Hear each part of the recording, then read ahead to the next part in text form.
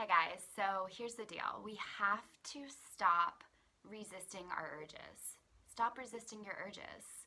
Because as you've seen a million times before, what you resist persists, right? Like what you are resisting will grow.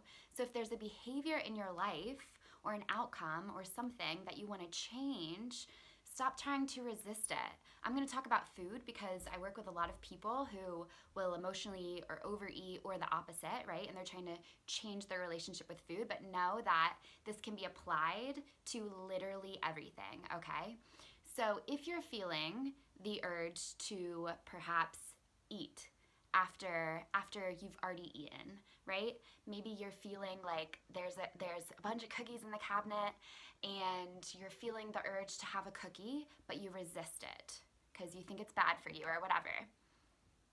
That resistance grows. It grows and it grows and it grows and it grows. And eventually, what are you doing? You're not just eating one cookie, you're eating the whole box, right?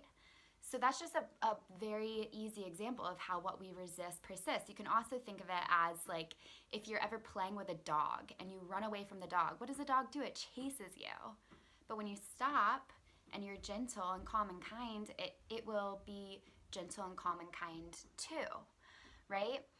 So what we want to do when we feel urges, whether that we don't like, whether it's to overeat or to binge watch Netflix all day or to sleep all day and numb out in that way, or to overdrink or to do drugs or to shop, like buy a bunch of stuff, a behavior that you're wanting to shift or you're not particularly proud of.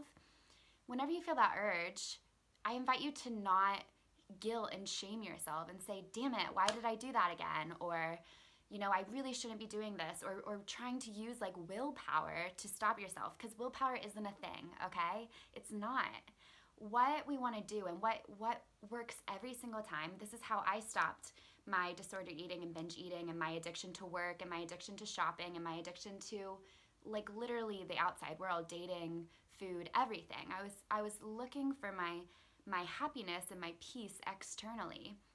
So the number one thing that helped was whenever I noticed that urge come up, I began to explore and get to know myself. There's a quote, "Know thyself," and it's profound because whenever we have urges or desires or a pull to something that's not serving us, it's because it's meeting a need. It's meeting a need, or it's numbing out something in us that doesn't feel good and wants to be healed. And what healing really is returning to our natural state of harmony and peace and love within. So whenever you feel that urge, there's a couple steps you can take. The first is to tune into your body and notice, where am I feeling like uncomfortable sensations? Maybe it's in your throat and chest, or maybe in your belly or your arms. If you can't feel that right away, it's fine. It takes practice. But what we're doing is we're tuning into the energy in your body that is uncomfortable.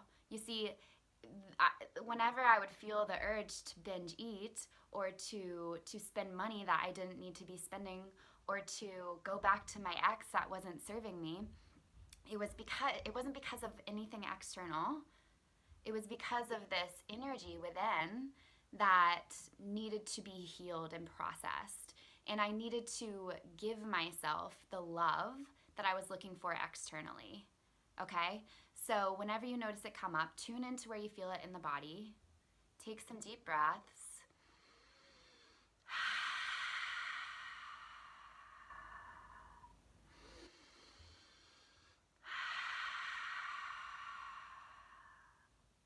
Do 6 of those, and you're already going to feel such a state change, so much more peaceful. And then give that part of you love. Like, imagine there's a little girl or boy there who was 3 years old and felt joy through food, or felt joy through new presents, or felt joy through someone else telling them they love them, right? Because that's what's happening right now. And tell that part of you, you're safe. I love you. It's okay. It's going to be okay. Let's just breathe through this. Let's feel this out. what we need to do in order to shift your behavior, it takes practice, it takes tools, it takes support and accountability, and someone to oftentimes someone to help guide you through it, because sometimes feeling through that is really uncomfortable and hard to do at first. But what we're doing is we want to raise your tolerance to feel what you're feeling in your body without having to turn to whatever it is in your environment, so that you can use it as data to live your best life and to meet your needs internally. Okay? Because whenever I used to, again, I'll come back to the food example, it wasn't that I needed the extra food or the extra calorie, like energy from calories.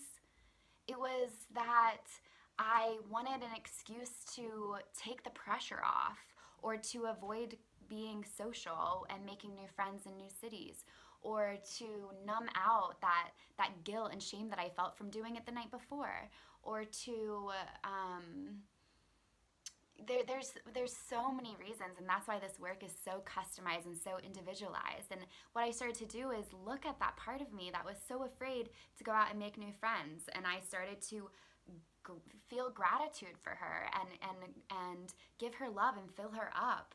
And then poof, I felt more comfortable going out and making more friends, and I was no longer using food as a way to escape that, right? So that's just one example, but we all have so many needs and so many desires, and it's so easy to turn to something in our environment, especially right now, being at home for so long, in ways that aren't serving us. So forgive yourself, be so kind, be so compassionate. If you engage in the behavior, forgive yourself and look at it as data, because that's what it is. You're learning about yourself. You're learning, okay, what did I really need in that moment? Did I need to breathe, some fresh air, some connection, some self-love, some fulfillment and purpose? You know, what did you need? And then you begin to replace those behaviors that aren't serving you and those patterns with what is serving you.